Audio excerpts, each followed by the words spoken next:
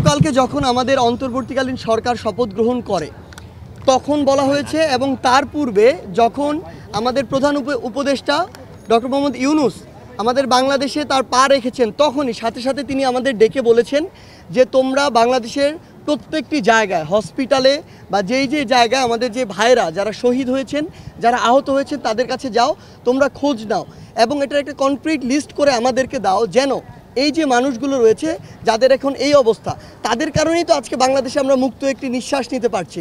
তো তিনি বলেছেন যে অবশ্যই ওই মানুষগুলোর প্রায়োরিটি আমাদের সবার আগে। আমরা রাষ্ট্র গঠনে যাব ওই মানুষগুলোর খোঁজ খবর নেয়ার পরে, আমাদের লিস্টটি গঠন করার পরে। সেই জায়গা থেকে আজকে আমরা ঢাকা মেডিকেলে এসেছি। আমাদের সমন্বয়ক টিমের বিভিন্ন অংশ বিভিন্ন জায়গায় অলরেডি যাওয়া শুরু করেছেন এবং যাবেন। আমরা স্পষ্ট করে আপনাদের মাধ্যমে জানিয়ে দিতে চাই, আমাদের যে ভাইরা যাদের আমরা এতদিন যতটুকু খোঁজ নেওয়া প্রয়োজন ছিল আমরা নিতে পারিনি, আজ থেকে সে ভাইদের দায়িত্ব আমরা নিচ্ছি। সে ভাইদের দায়িত্ব এই রাষ্ট্র নিবে, কারণ আজকে তাদের এই অবস্থা শুধুমাত্র এই রাষ্ট্র বিনির্মাণের এই যে যুদ্ধ হয়েছে সেই যুদ্ধে অংশগ্রহণ করার জন্য।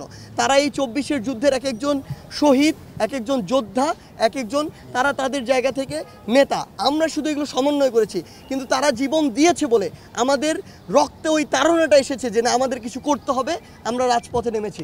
সেই জায়গা থেকে আমরা স্পষ্ট করে বলতে চাই যে আমরা বরাবরই অসংখ্য শো অফ দেখেছি রাজনীতির মাঠে, আসলে যে আশা হয় কয়েকজনকে দেখে চলে আসা হয়, আমরা সেটি করতে আসিনি। আমরা আপনাদেরকে শুধু আমাদের বার্তাটি জানিয়ে দিলাম, আপনারা এখন আপনাদের জায়গা থেকে এইখানে যে ভিড়টি হচ্ছে, এটা আমরা প্রত্যাশা করি না একটা মেডিকেল কলেজের সামনে ভিড়টি হোক। সেই জায়গা থেকে আমরা ছোট্ট করে টিম ভাগ করে দিব, ওই টিমগুলো নিজেদের দায়িত্বে তাদেরকে ওয়ার্ড হসপিটাল ভাগ করে দেওয়া হবে, তারা যাবে এবং ওই যে লিস্টটি সেই লিস্টটি করা হবে। অর্থাৎ আমরা আমাদের কাজও করতে চাই, আবার ওখানে যারা রয়েছে আমাদের ভাইয়েরা বোনেরা, তাদের যেন কোনো অসুবিধা না হয়, হসপিটালের জন্য পরিস্থিতি খারাপ না হয়, সেটিও আমাদের লক্ষ্য রাখতে হবে।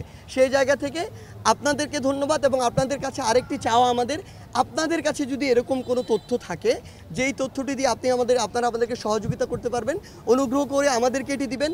আমরা কথা দিচ্ছি, আমাদের ভাইরা সুস্থ হয়ে বাড়ি না যাওয়া পর্যন্ত আমাদের এই যে রাজপথে নেমে আসা ভাইদের খোঁজে, বোনদের খোঁজে, সেটি থামবে না।